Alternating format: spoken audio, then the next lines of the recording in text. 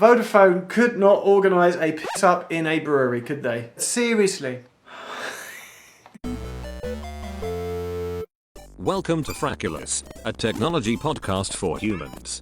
Episode 324. Visiting the Apple mothership, how to win at the Genius Bar, and new Mac hardware rumour mongering. We could jump straight in with Jeff's visit to Apple campus. So one of the reasons we have not done a Frackulous podcast for a month, probably more than a month, is because Jeff's been lodging it around the United States of America. How was your trip, Jeff? Were you following my Instagram feed with all the national parks? I was following your Swarm feed and seeing all the places you were checking in. You scored about 5,000 coins that week. Oh, I got 2,000 points in 1 week. If you ever want to win at Swarm, go on holiday, because everywhere is new, everything is exciting, it's your first time everywhere. That's how you win at Swarm when you go on a trip, basically. That's the winning way. And I upgraded all my stickers. Yes, I went to the US of A. I ended up on a 3-week trip in California. In my first week, I was in Wyoming, and somebody that I've met once in England went, "Hey, are you heading west?" They detected I was heading west. And I remembered that this person worked for Apple, and I went, "Yes." And they went, "Well, you should swing by Sunnyvale / Cupertino." And I went, "Okay," not wanting to assume anything. And they were like, "Yeah, come for lunch at Apple." I was like, "Okay." So I did get to go and see Infinite Loop and the Apple campus. Did you go to the Apple store that is on the Apple campus? I've heard there are things you cannot buy in other Apple stores. Oh, I should have.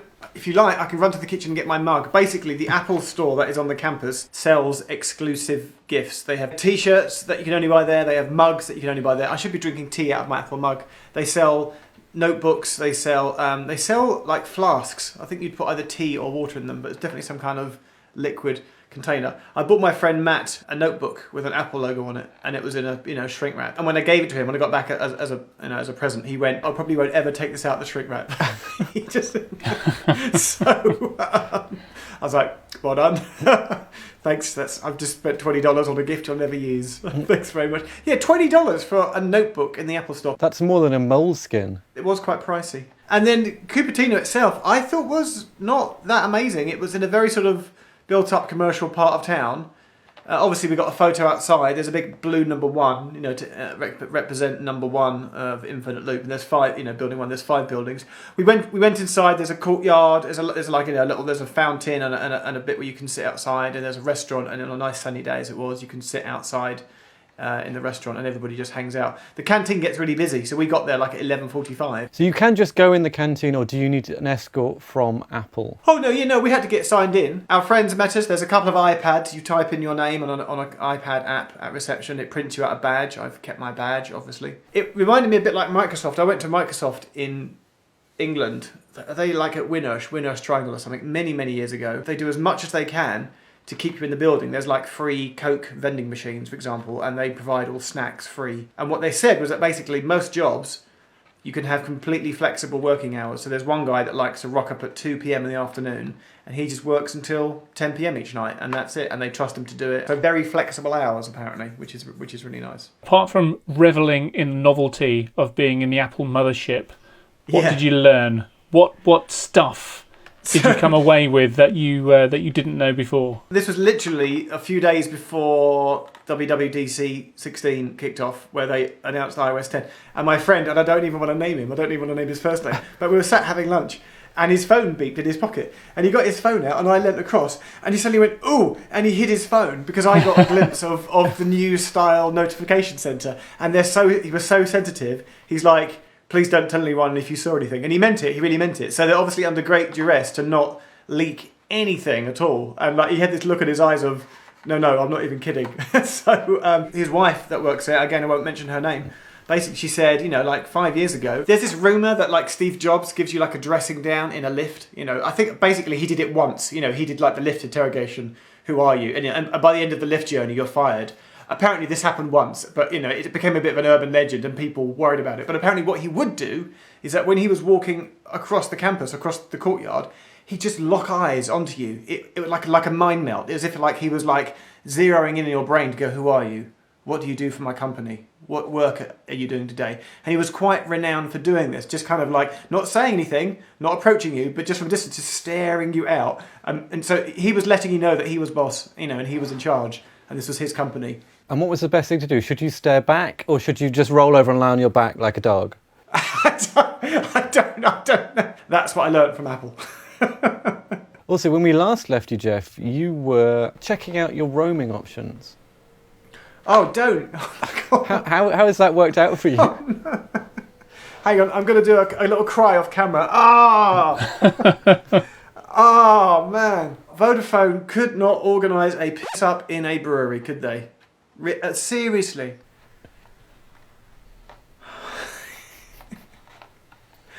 Do you don't look? No, it has cost me the correct amount of money.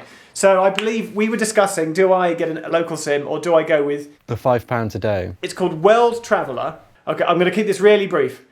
A week before, I rang up Vodafone and went, hello, going to the USA. I'd like, the World Traveller thing, whatever it's called, which cost me £5 a day. And the very nice gentleman went, yeah, no problem, tap, tap, tap. Activating that for you now, sir, that'll appear on your account soon, kind of thing. And the next day I looked at my phone and I could see that, the Traveller thing on there. And I was like, yeah, it's been added, and I didn't think about it. Until about 2 days before we went on holiday, when my girlfriend went, what are you doing for your phone? And I went, you should add World Traveller to your phone. She's on Vodafone as well. So she rang up and I heard the conversation and it happened. And hers came through like straight away within 10 minutes. There's the Vodafone app, and she opened up the Vodafone app and she went, is this it? And it said World Traveller. And I went, yeah. I went, but suddenly my brain went, but that looks different to mine.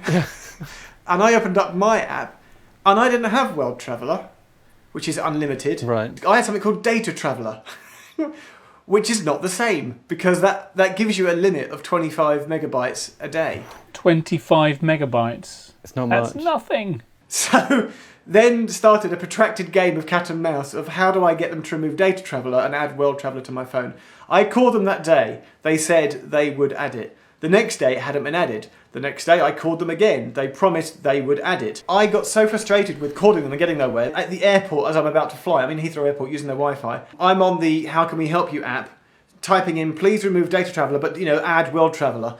I then got 3 or 4 messages in America saying, welcome to World Traveller. Oh, you've opted out of World Traveller. Oh, you've opted out of Data Traveller. Would you like to opt into World Traveller? And I'm going, oh my God. and I rang them again. And I went on the online form again, and at one point I had 2 listings of World Traveller and no Data Traveller. At one point I had Data Traveller and World Traveller. At one point I had nothing, and eventually, after another online session with me going, please, please, please, just give me World Traveller and not Data Traveller. Why does this take 7 attempts to contact you?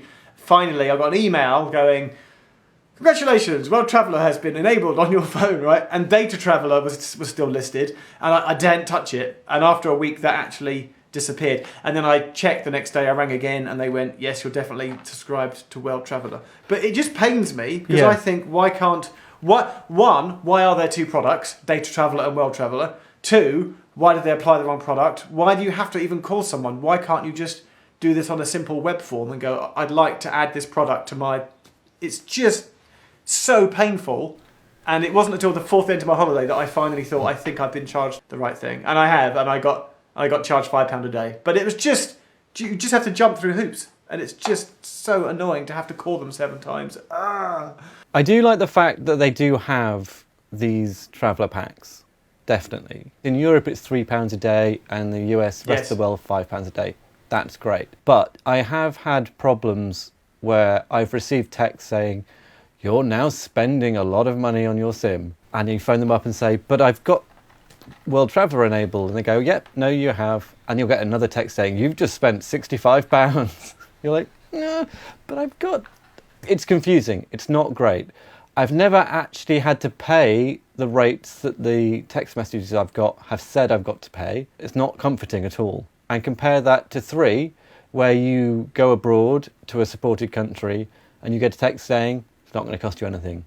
Just use your inclusive allowance in this country for free. At one stage, I even got a text message that said, reply to this text message with the word yes or opt in. Yes. To opt in to World Travel. And I did that and it went, there has been a problem. We cannot do this. Please call this number. And I rang this number and it was the wrong number. So I'm like, so I can't even use your opt in and the number you give doesn't even work. It's one at every turn, I hit a brick wall. I've got 3 on my iPhone and I've got Vodafone on my BlackBerry, thinking I might finally upgrade my really creaky BlackBerry Torch to something modern, something that runs Android, something like that.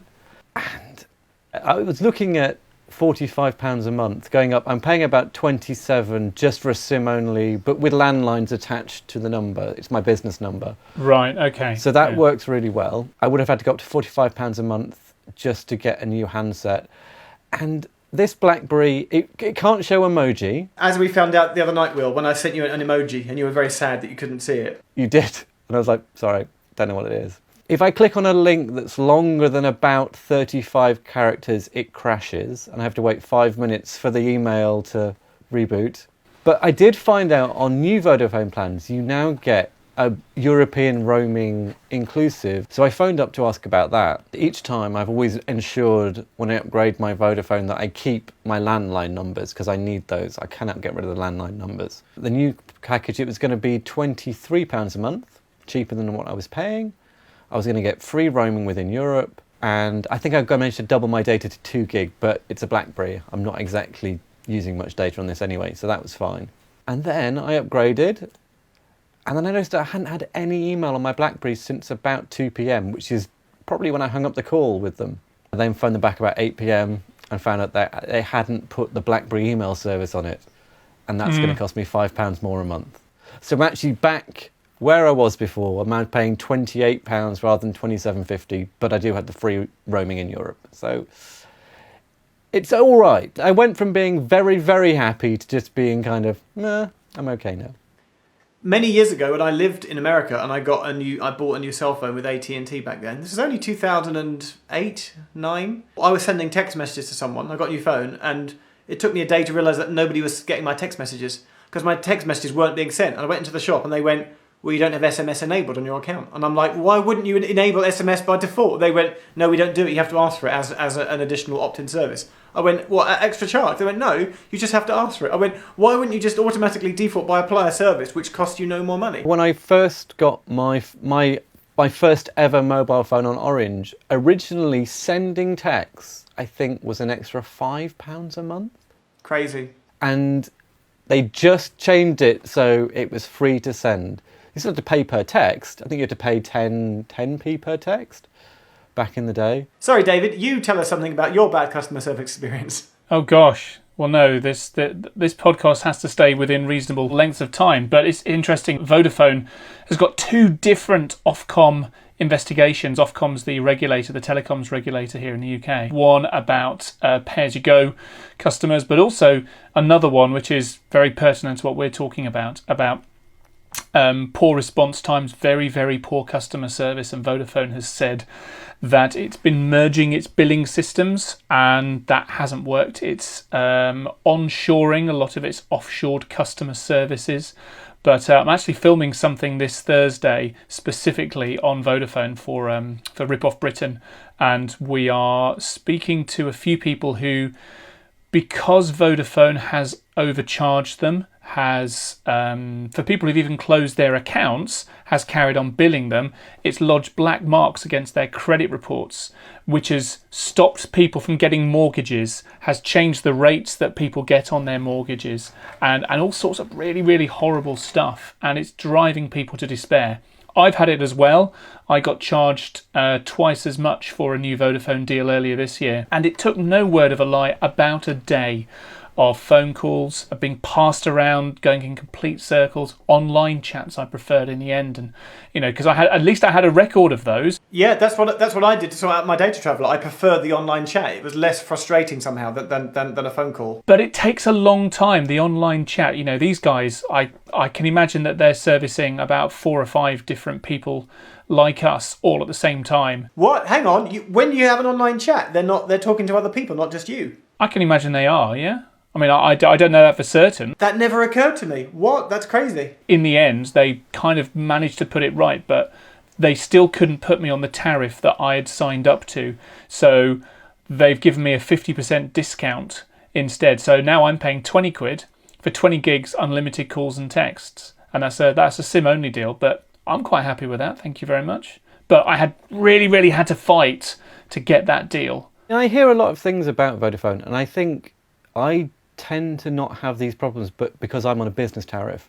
And I think because I have those landlines attached to my account, I'm on this one called OneNet, which almost feels like it's a separate company. It's almost like it's using Vodafone's network, but all of my calls go through to the Vodafone OneNet team, which feels like it's not actually Vodafone.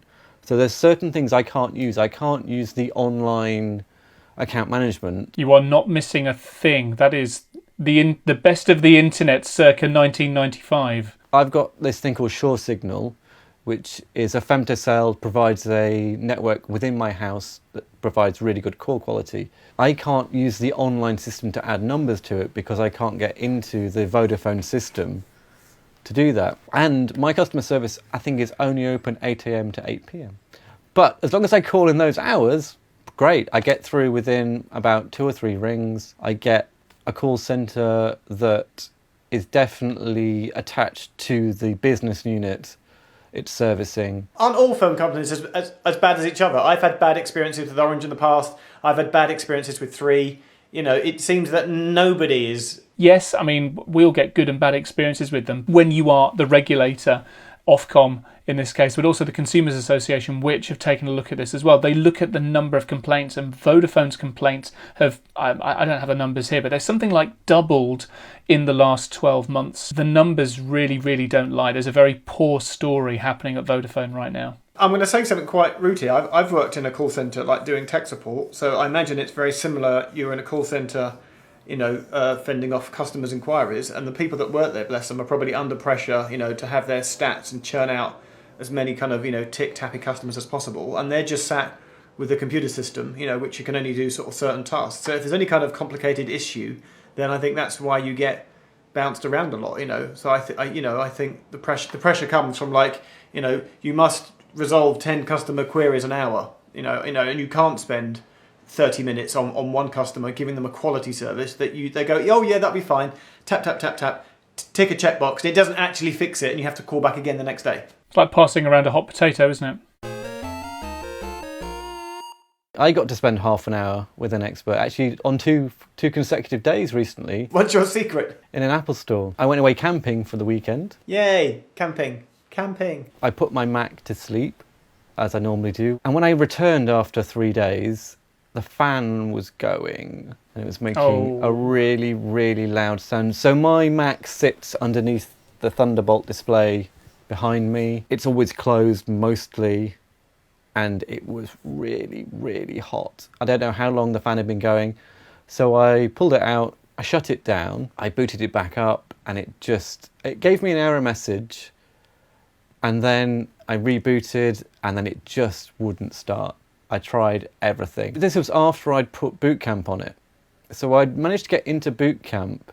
Boot Camp would work, so that bit of the partition was fine. But the actual Mac partition, no dice. I'd tried plugging it into other Macs, all various things, tried to correct the disk. It just wasn't happening. And I thought I had it backed up, but it turns out it wasn't backing up to Time Machine. No!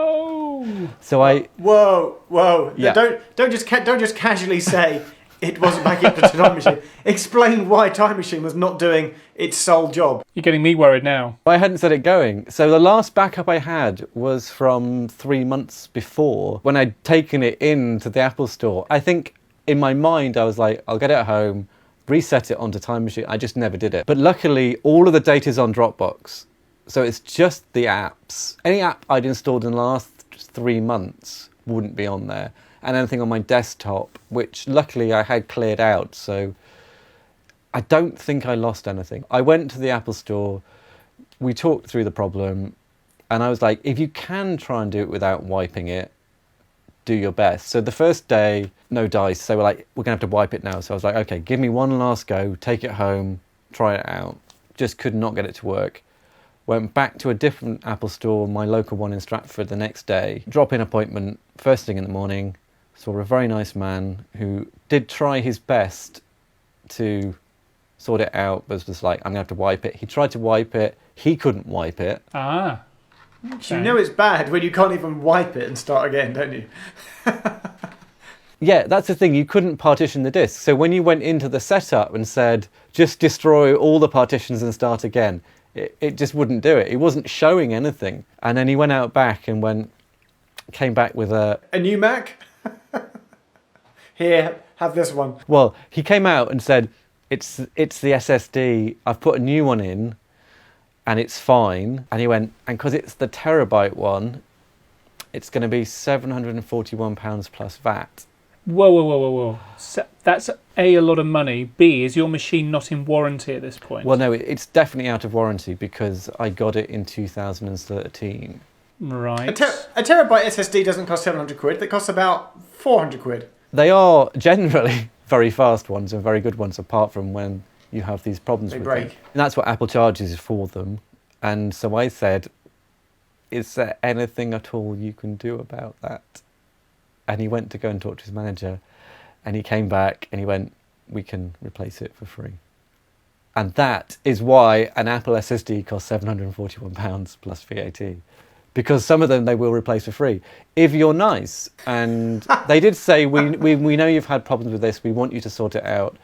And just next door to me there was a man who came in with a smashed iPhone, and he had a similar experience, and the postman said, well, we're allowed to replace a few of them, I'm just going to replace this for you for free. Do you think that's within the Apple rules? They can just, like when you go in Pret. I think they have a lot of leeway. Like when you go in Pret, they're allowed to give out like a free coffee today to a customer of their choice. Do you think in Apple it's like, we'll give out 5 free repairs a day or something, just if we like them? Go first thing in the morning, definitely. I always thought, that's it now, I'm going to have to spend getting on for £1,000 to get this thing working again. But David, you've had problems with yours, haven't you? Yes, I have, and I had to pay out a chunk of money. Not too much, actually. Did you smile nicely? I did. I got on very well with the team there, but there was no working around it. So in my 15-inch MacBook Pro, it's a 2011 model, actually. Like you, I had the lid closed. It was charging up, and what do you know? I came back to it. It was really, really warm. I closed the lid, and the lid wouldn't close properly. So I got my screwdriver out, took the back off, unscrewed a little bit, ping! Screw flew up into the ceiling, and all of a sudden it's like, massive battery melt thing happening.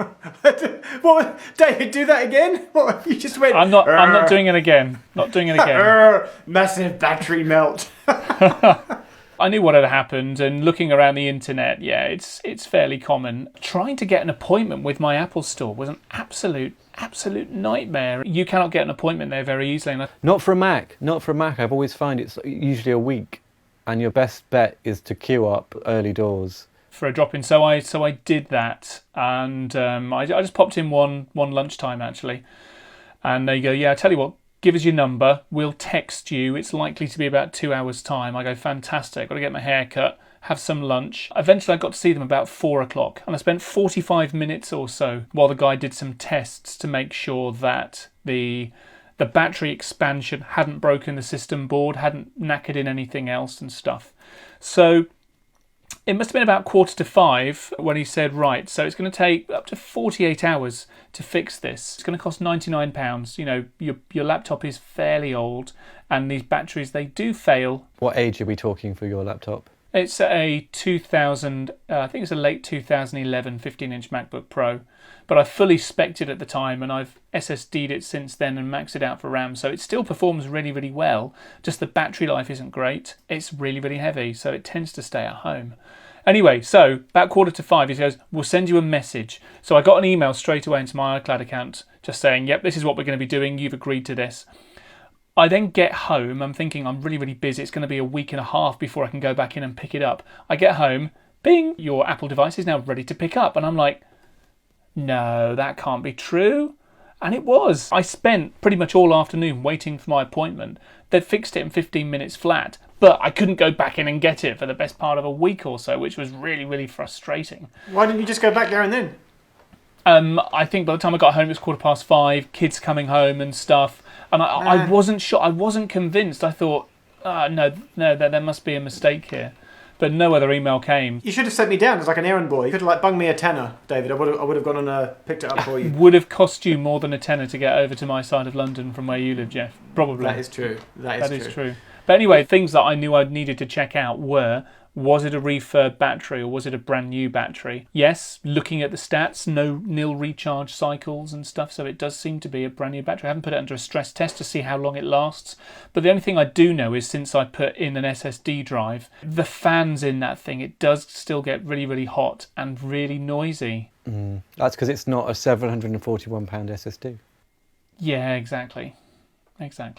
Would you like to hear about my most recent brief Apple Store Genius Bar? We've all been in the Genius Bar. Whilst on holiday in the USA, did I mention I was on holiday in the USA? I was using my World Traveller package so much that my iPhone 6, I was just draining of its battery every day.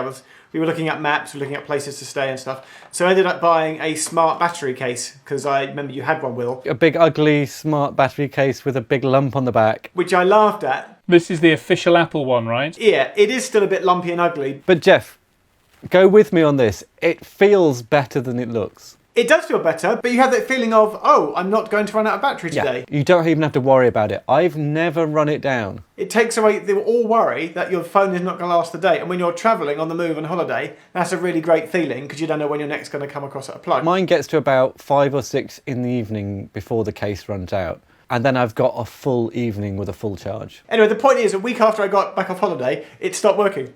It just wouldn't charge. It just died. And I'm like, is it like the US model? Shouldn't you plug it into a UK plug or something? I'm thinking. So I booked a Genius appointment, but then I happened to be, I literally was walking past an Apple store quite by chance, and I had it on me, even because I was still using it as a case, even though it wasn't charging.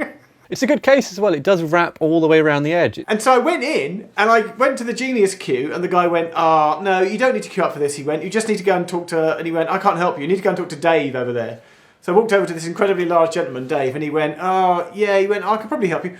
Have you got the receipt for it? And I couldn't remember in America if I had a paper receipt or an email receipt. And basically he's like, well, without receipt, we need proof of purchase.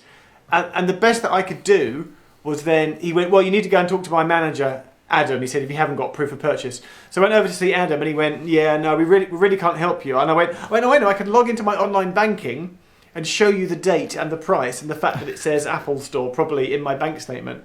And he looked at it and he went, that's really not good enough. I'm sorry. And I stood there with a forlorn look. I went, oh, do I have to buy another one? I went, oh, no. I said, they're really good. And I sort of did a sob story. And he went, well, go and talk to Steve over there and see if he can help you.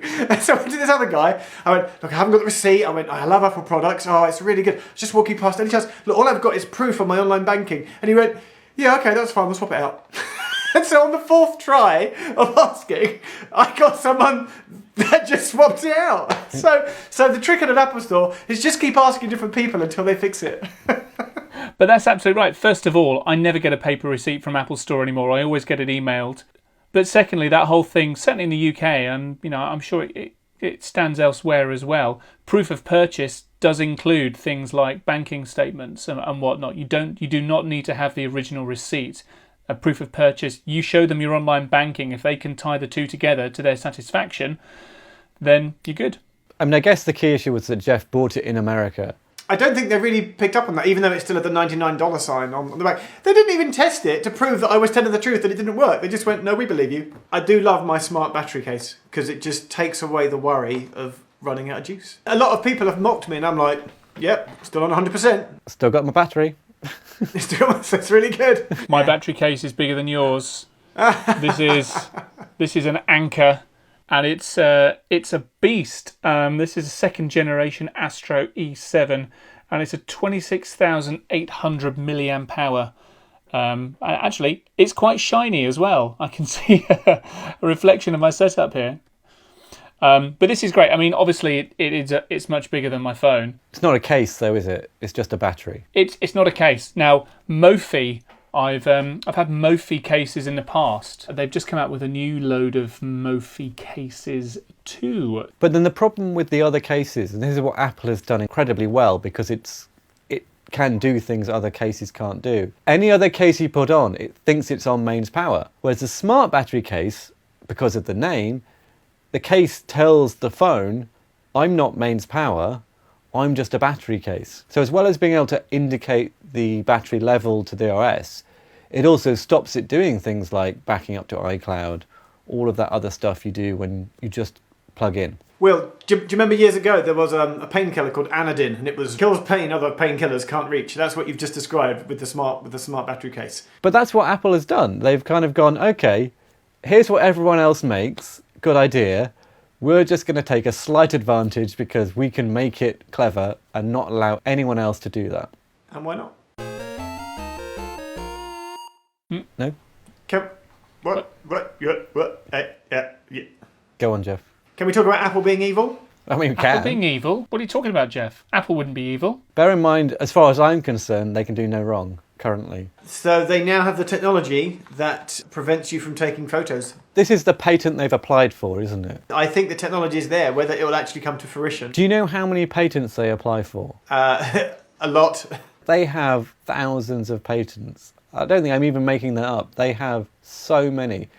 And I would say a lot of them never ever make it into devices. But this one got my attention because you can obviously imagine that somebody has gone to them and gone, is it possible for you to do this? And they've gone, oh, yes, we can. And, you know, and someone's actually worked on that. Or they've got the patents so no one can do it. Exactly. Yeah? If they don't license it, no one can do it. I feel like we should actually talk about what it is so that people listening... If you could summarise it for us, Jeff. Did it involve, I want to say, somehow... No, actually, I can't remember now. It involved somehow then sending out a signal. I want to say infrared, but no, it's not infrared, is it? Somehow you could set up a zone whereby if you were in that zone, almost like a ring fence, your camera app would then not work. So the idea is that if you had an Apple device at a concert and the performer didn't want you taking photos, they could enable this technology, which meant that within that perimeter you could not use the camera on your phone and prevent you from taking pictures of the concert. So it wouldn't be the camera app that got frozen. It would have to be the camera itself, because you can have third-party camera apps instead. So it would need to be something kind of lower down the stack, not just the stock app. But then you could just take a camera with you. It doesn't solve the problem. It just inconveniences people. But the fact that someone's obviously had that conversation and the technology has been developed, and you could well imagine that someone's proved it to go, yeah, here it works. It's a very long journey from getting the patent and for the technology ever being, even if it is ever going to be implemented. Like, I can't see that being a winner. It's not to the consumer's benefit. Are concerts going to pay Apple to put this in? It doesn't really, to me, make any sense. I can't see a business need. I can't see how it advances Apple's business in any way. I often think of, well, if that is true, what else is true? And then it just makes you again think, crikey, if someone's asked them to do that and develop that, then what other things, what other conversations go on about what other things are they asked to be developed? And it just makes you worry that there's a whole bunch of things that we just never hear about. And next thing you know, you're Mark Zuckerberg taping up your webcam and your microphone.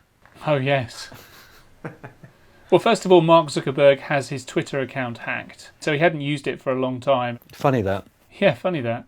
And then yes, that picture, it was an Instagram milestone, wasn't it? And yes, just in the background, he's got his microphone on his Apple device. He's got his microphone taped over, and the camera. Now, I mean, I've been to places, I've been to forensic labs and so on, and these guys know their stuff, and they put little bits of tape, little post-it notes over the cameras on their screens. Is this in the Windows world or is it in the Mac world as well? Supposedly, yes. So on most devices, if the webcam is turned on at a fairly low level, you've got the little light that pops on that tells you that the camera is active. And that, as far as Apple is concerned, I guess is, you can't really subvert that. We're Apple, you can't really hack us that easily. But a researcher did find a way of doing that, was able to get the webcam active without that little light active. So, maybe Mark Zuckerberg is right. How involved an attack is this? Do they need physical access to the machine?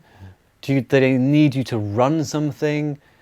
Or do you just need to be attached to the internet? Because that's always my kind of vector on this. So like Heartbleed, definitely you didn't have to do anything. Heartbleed could attack you without you doing anything wrong. A lot of these attacks involve you falling for something, whether it's an email, whether it's a phone call, whether it's someone getting physical access to your machine. And that's what I'd like to know, is whether your webcam on a Mac can be activated without the light if someone hasn't had physical access to your machine or you haven't done something stupid online. Well, I mean, that's where social engineering comes into it as well. The best attack vector, social engineering. Having someone saying, oh, technical support, can you just do this thing in order to make sure that your PC stays safe? These things used to be called rats or remote access Trojans. That's the main thing for me is it just literally they can access your webcam over the internet without the light, or do you have to have been a bit silly? Or nipped to the toilet and had someone else in the office do whatever that silly thing, as you call it, is, so you're not even aware that it's happened. I mean, that's perfectly possible as well. But I would lock my Mac if I went to the loo. There have been a few stories leaking around. I think an analyst came out with it originally. Was it Jeff? Was it Jeff who saw it on his mate's iPhone in Cupertino?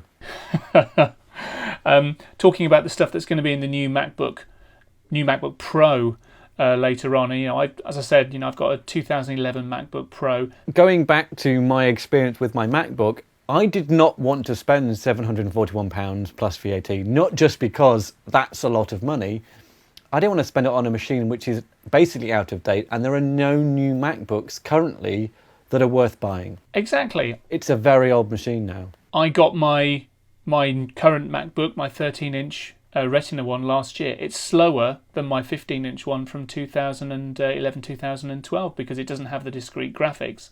But, it's kind of horses for courses. Anyway, so the new MacBook Pros... The rumoured new MacBook Pros. They've got a number of interesting things in there. And the thing that struck me was the inclusion of Touch ID in there. Now, I put this out on Twitter maybe earlier this year or last year in one of my anti-password rampages.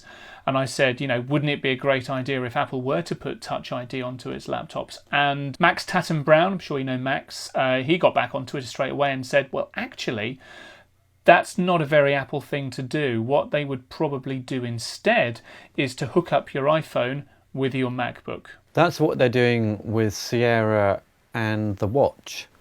Exactly. So there's proximity with, because the watch is great because it's always locked when it's attached to your skin. So you only put in the code once, and then as long as you don't take it off your wrist, it remains authenticated. Hang on, so you can use your watch or your phone to unlock your MacBook? Definitely your watch. I'm not sure about the phone. So that it will know when you're near your Mac, and it will unlock it, which is great.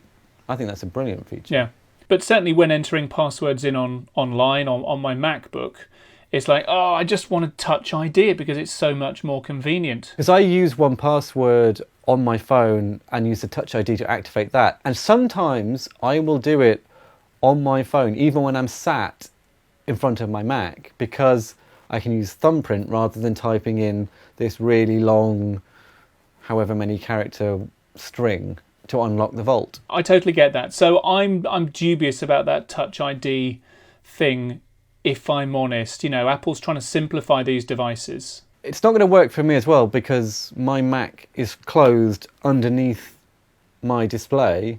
I don't have to pull it out, open it up, put my thumb on it, close it back down, put it away. It's not going to work. But they were talking about putting USB-C in there. Thunderbolt 3 will be running over USB-C, the connection. Okay, right, yeah. And what there was something about the function keys as well, Will. That it would become a touch strip. To be honest with you, I read it on a couple of different sites and I still didn't quite understand what it was about. I think what this harks back to, there was this, it was called the Optimus something keyboard, where every single key was an OLED display. Yeah. And it would cost about £1,000, and I don't think they ever actually made more than about 5 of them. But this was back like 5-6 years ago. It was kind of like every year at CES, the Optimus keyboard. It sounds like something similar to that. So you'll have an OLED strip, and that can be changed on the fly to be any key, or even maybe any sort of gesture or something that can be customized based on the apps. And I like that idea. I have to say, I'm dubious about all of these. Apple's design language seems to be to cut away the stuff, to put the intelligence elsewhere. And again, it still doesn't solve the problem if you use a docked machine. But coupled with these rumours is the death of the Air, which is going to be sad times for me, because I love my Air. Yeah, Apple needs to consolidate a lot of its models, particularly a lot of its ranges, not only MacBooks, but iPads and so on, because it's just... It just needs to release more models. like more than once every 18 months. I think that's the big problem. They're getting so old. And obviously Apple's waiting on Intel for some of this. It's too reliant on that. I think it needs to not skip generations of chip and just keep upgrading them. What about the Thunderbolt display? I know you've got a Thunderbolt display, and there's been, how long have we been anticipating a 5K display? But I know there are some technical challenges around that, though, aren't there? There are. The bandwidth of Thunderbolt isn't there yet. Prior to the 5K iMac, you could use it as a display. So you could use a Thunderbolt cable out of your MacBook, plug it into your iMac, and you've got effectively a Thunderbolt display. I do that from my Windows machine. I plug it in exactly like that into my iMac 27-inch. Brilliant. The 5K iMac doesn't have that feature because effectively they're stitching two panels together logically and running them sideways. So I think that's the big issue, is one, how do they address the screen, and is the bandwidth in the cable there? But I mean, I bought my Thunderbolt display literally when they were announced, which is always the best time to buy anything from Apple. And that's been with me since, I guess it was 2010, 2011. Why, Will? Why do you want the first generation of something? Because they have never updated it and they've never reduced the price. That £900 display back in 2011 was expensive, but now it's ridiculous. So if you want to get the most value out of an Apple thing, you need to buy it when it's first announced. So something they're looking at doing, I understand. Again, I don't know if it's rumours or whether there's more to it, to get by this lack of bandwidth from the device to the screen, is actually to put the graphics card in the monitor. It's a clever idea, because there's a lot in that display. I remember I saw the iFixit teardown of it, and it's an iMac without an Intel processor in it. There is so much going on in there. Guys, do you ever feel that for a technology podcast, we talk a lot about Apple stuff? We do. Just saying. But people love Apple. Everyone loves Apple. I do have a couple of Android phones here as well. I can get those out and wave them around if you like. My friend Dan, who set up the Reddit for us, he said, where do I skip to the Android chat in the latest episode of Frackulous? Hey. See? Skip to this bit. This is the good bit for Android Dan, fans. I'm with you. Android. Actually, I booted up my Android phone here. Oh yeah, for Google Play. So we're on Google Play. The other day, someone said to me, why do you have an iPhone and not an Android phone? And I thought about it, and I know what the answer is. Do you want to know? I can take you back. Wibbly wobbly. Why do you have one, Jeff? And I gave my friend the answer, and I thought it was fascinating, because it just goes to show how in a single moment, a consumer can make a snap decision that leads them down one path. Why do you get a Mac rather than Windows machine? Why do you get a Canon rather than a Nikon? And I can remember when smartphones hit the big time, and I was still on a Nokia, black and white texty phone, and it was like, you could get an Android, or you could get an iPhone. And my friend in the pub one night went, here, have a go of my Android phone, and he passed it over. And I think the first thing I tapped was a photo app, and I'd been in the Apple store the previous day, and I went, that the iPhone 3 was out, and I went, can you pinch and zoom like you can on an iPhone? With my finger and thumb, I did that, and it didn't work on the Android phone, and I did it again, and eventually on the third time, it kind of jerkily did it, and I was like, and he went, sometimes it's a bit like that, and I thought, no, on the iPhone, it did it perfectly first time. And in that one moment, I thought Apple have cracked it and Android haven't. And I subconsciously, and I realise now that I subconsciously realised at that moment that I would buy an iPhone and not an Android. The first time I saw an iPhone, somebody had bought one in America, and he was a well-known show-off. He bought it at the time when you couldn't even use it in the UK. You couldn't even, I think you had to activate it there. But then that was it. He could use it basically as an iPod. And normally he likes to show off with this stuff, but I was like, actually, I want to see this. So I just went, can I have a look at your iPhone? He was like, here it is. Have a look at my iPhone.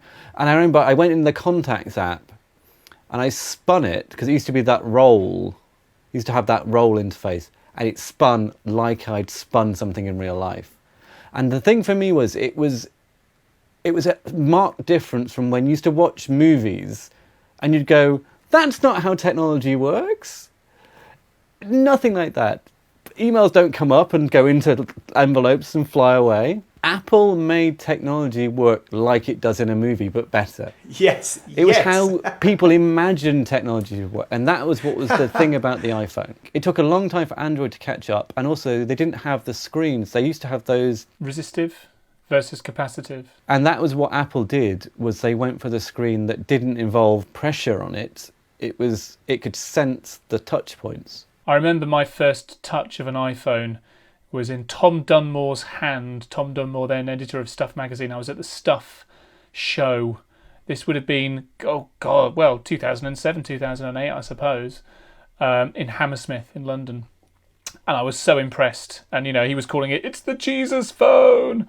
And it was really impressive. And we queued up, that's right, he was on the Stuff booth. And we were queuing up to touch the Jesus phone. It was hilarious. I think Android has come a long way. Definitely. It's definitely caught up. But for me, I'm so tied into the apps on my phone. I don't want to buy them all again. I don't know whether I can buy them all again. And my phone works. There's a cost to switching. I've got this thing set up how I want it. I know how to use it. It does what I want it to do. And it's just easier to stay with a device that works how you want it to work. You already have a second phone, your BlackBerry. Would you have considered moving to, a Samsung Galaxy S7 or an HTC? No? No. I was looking at the BlackBerry Priv. Were you now? That's what I was looking at because it's got the BlackBerry keyboard. The thing I love about this Torch is the keyboard. I can type on this thing. I can't do emoji, but I can type on it really fast and without looking because it's tactile. You can't do that on an iPhone. But everything else about it's awful. End of Frackulous. If your puny human minds can handle more, then follow on Twitter. @FRACKULOUS or individually. @David McClelland. DAVIDMCCLELLAND. Jeff Tech. GEOFFTECH.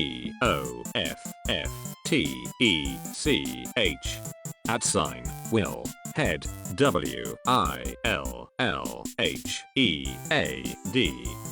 Email your brains to hello@frackulous.com. Do you remember the first time? I can't remember a worse time. But you know that we've changed so much since then. Oh yeah, we've grown. Now I don't care what you're doing. No, I don't care if you screw him. Just as long as you save a piece for me. Oh yeah. I think we've established that I'm the funny one on the podcast. Oh God, we're doomed then, aren't we? I already know that that's the bit that Will's going to clip at the beginning when he puts in the little funny aside. Use that bit, use that bit. Don't use this bit. Don't use the bit of me saying use that bit. You could use the bit of me saying not to use that bit. Okay. I want to point out that I'm wearing a shirt. What I've learned from seeing myself on podcasts is to wear a shirt and not a t-shirt because t-shirts sag under the weight of a lapel mic. My mum commented that I wasn't wearing a shirt. Your mum watches.